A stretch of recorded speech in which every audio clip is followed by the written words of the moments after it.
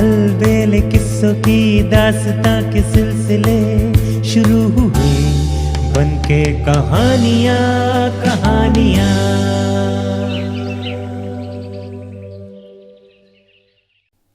आइए सुनते हैं आज की कहानी शाप एक नागिन का।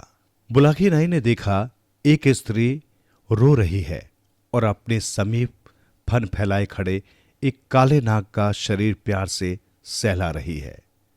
इसका रहस्य जानने के लिए बुलाकी नाई ने गंगाराम पटेल से कहा, तो गंगाराम पटेल ने कहा, बुलाकी राम, इस नगर में साधुराम नाम का एक महाजन निवास करता था। साधुराम के घर में किसी चीज की कोई कमी नहीं थी। ईश्वर का दिया सब कुछ उसके पास था। बस कमी थी तो ये कि उसके यहां कोई संतान नहीं थी। वो रात दिन संतान की चिंता में घुटता रहता था। संतान प्राप्ति के लिए साधुराम ने अनेक उपाय किए। वो अनेक तीर्थ स्थलों पर हो आया, अनेक देवी देवताओं की मन्नतें मांग चुका था। जहां भी सुनता कि अमुक पीर फकीर की दुआ से तुम्हें संतान प्राप्त हो सकती है, वो दौड़ा दौड़ा जाता और अपने लिए संतान पाने की पीर फकीरों से याचना करता, किंतु सब निष्फल साबित हुआ। जब वो हर तरफ से निराश हो गया तो एक दिन उसने एक कठोर निर्णय कर डाला। वो भगवान शिव के मंदिर में पहुंचा और शिवलिंग के सामने पालथी लगाकर बैठ गया। उसने निश्चय कर लिया था कि अब यहां से तभी हटूंगा जब तक भोले बाबा मुझे संतान प्राप्ति का आशीर्वाद नहीं दे देते। महाजन 4 दिन तक बिना खाए पिए उसी प्रकार बैठा भोले शंकर की आराधना करता रहा। बिना भोजन पानी लिए उसका शरीर कृशकाय हो गया। आंखें निस्तेज होने लगी, चेहरा मुरझा गया। बुलाकी राम, उस मंदिर में एक काला नाग भी रहता था। उसने महाजन को इस प्रकार दुखी देखा तो उसे बहुत दुख पहुंचा। उसने सोचा कि ये व्यक्ति यदि इस प्रकार 4-6 दिन और यहां बैठा रहा तो निश्चय ही इसके प्राण चले जाएंगे। अतः कोई ऐसा उपाय करना चाहिए जिससे कि ये जीवित भी रहे और इसकी मनोकामना भी पूरी हो जाए। ऐसा विचार कर उसने अपनी पत्नी नागिन से कहा, हे नागिन, इस महाजन का दुख अब मुझसे देखा नहीं जाता। तू अगर आज्ञा दे तो मैं कुछ समय के लिए इस महाजन के यहां इसका पुत्र बनकर रह लूं। इससे इसका व्रत भी टूट जाएगा और कुछ समय के लिए ही सही इसे पुत्र प्राप्ति का सुख भी मिल जाएगा। यह सुनकर नागपत्नी बोली, हे स्वामी, यदि आप चले गए तो मैं अकेली रह जाऊंगी। आपके पीछे मैं आपके वियोग में तड़पती रहूंगी। सोचिए तब मेरी हालत कैसी हो जाएगी।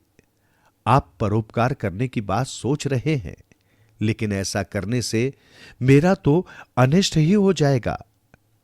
फिर भी प्रिय, नाग ने कहा, हमें इस व्यक्ति के लिए कुछ न कुछ तो करना ही पड़ेगा। जरा सोचो, यदि ये यहां मर गया तो इसका पाप दोष हमारे सिर पर आ जाएगा। इस योनि के बाद जब हम धर्मराज के पास जाएंगे और धर्मराज जब हमसे ये पूछेंगे कि तुमने जानते बूझते हुए भी एक प्राणी को क्यों मर जाने दिया, तब हम क्या उत्तर देंगे। ये सुनकर नाग पत्नी सोच में पड़ गई। फिर उसने सोचकर नाग से कहा, स्वामी, हत्या का दोष अपने सिर लेना तो मुझे भी पसंद नहीं। अतः आप कुछ समय के लिए इस महाजन के पुत्र के रूप में रह लीजिए, लेकिन 2-4 साल से अधिक समय के लिए नहीं। इतने वर्ष तक आपका वियोग मैं सहन कर लूंगी। पत्नी का परामर्श लेकर तब उस नाग ने गुप्त रहकर आकाशवाणी की, हे महाजन, तेरा व्रत सफल हुआ। अब तू अपने घर जा। अब से 10वें महीने में तेरी मनोकामना पूर्ण हो जाएगी। उस आकाशवाणी को सुनकर महाजन बहुत प्रसन्न हुआ। उसने अपना व्रत तोड़ दिया और उठकर खड़ा हो गया। फिर वो शिवलिंग को नमन कर मंदिर से बाहर निकल आया। उसी रात महाजन की पत्नी को उस नाग ने सपने में दर्शन दिए और कहा, हे देवी, भगवान शंकर की कृपा से अब तुम्हें शीघ्र ही मात्र सुख प्राप्त होगा। आज से 10वें महीने में तुम्हें नदी किनारे एक बालक पड़ा हुआ मिलेगा। तुम उस बालक को उठा लाना और ये प्रचारित कर देना कि तुम्हारे गर्भ से ही उस बालक का जन्म हुआ है। और हां, इस बीच एक बात का विशेष ध्यान रखना कि अधिकांश समय अपने घर में ही रहना। अपने पति से भी ये कह देना कि मुझे गर्भ रह गया है। सुबह जब महाजन की पत्नी जागी तो उसने अपने पति को सामने खड़े पाया। तब उसने अपने पति को बता दिया कि आपका व्रत सफल हुआ, ईश्वर की कृपा से मुझे गर्भ रह गया है। उसने ये भी बता दिया कि अपना गर्भकाल मैं गुप्त रहकर ही व्यतीत करूंगी, क्योंकि मुझे ऐसा ही आदेश देवता के द्वारा मिला है। साधु राम ने तब उसके रहने के लिए गुप्त प्रबंध कर दिया। जब 10 महीने का समय बीता तो एक दिन महाजन की पत्नी नदी किनारे गई। वहां उसे पत्तों के ऊपर लेटा हुआ एक नवजात शिशु दिखाई दिया। भोले का प्रसाद समझकर महाजन की पत्नी उस नवजात शिशु को घर ले आई। घर आकर उसने अपने पति से कह दिया कि आप पिता बन गए हैं, ईश्वर ने हमारी मनोकामना पूरी कर दी। महाजन को यह जानकर बड़ी प्रसन्नता हुई। उसने खुले हाथों से गरीबों को दान दिया, भूखे लोगों को अपने हाथों से भोजन कराया। माता पिता ने बालक का नाम रखा नागदत्त। बुलाखीराम, तब से वो नाग जो बालक बनकर प्रकट हुआ था उस महाजन के यहां परवरिश पाने लगा। धीरे धीरे उसकी आयु 3 वर्ष की हो गई। जब 3 वर्ष व्यतीत हो गए तो नाग पत्नी की बेचैनी बढ़ने लगी। एक दिन जब उसकी बेचैनी ज्यादा बढ़ गई तो वो अपनी पति से मिलने के लिए महाजन के मकान में पहुंची। रात का समय था। महाजन के मकान का दरवाजा बंद था। नागिन को अंदर जाने का मार्ग न मिला तो वो मोरी के रास्ते से अंदर प्रवेश कर गई। वहां उसने बाल रूप में बिस्तर पर लेटे अपने पति का स्पर्श किया और कहा, हे नाथ, अब 3 वर्ष का समय बीत चुका है। इस दंपत्ति को मात्र सुख भी प्राप्त हो चुका है। अतः अब आप अपना ये रूप त्यागिए और मेरे साथ चलिए। तब बालक रूपी उस नाग ने कहा, हे प्रिय, अभी इन दोनों ने अपने पुत्र अर्थात मुझसे कुछ सुख प्राप्त नहीं किया है। अतः तुम कुछ दिन और धैर्य धारण कर लो। ये माता पिता मुझसे कुछ सुख प्राप्त कर लेंगे तो मैं स्वयं ही ये देह त्याग कर तुम्हारे पास लौट आऊंगा। उस बालक रूपी नाग से ये आश्वासन पाकर नागपत्नी संतुष्ट होकर लौट गई। धीरे धीरे समय बीतता गया। बालक नागदत्त की आयु 17 वर्ष हो गई।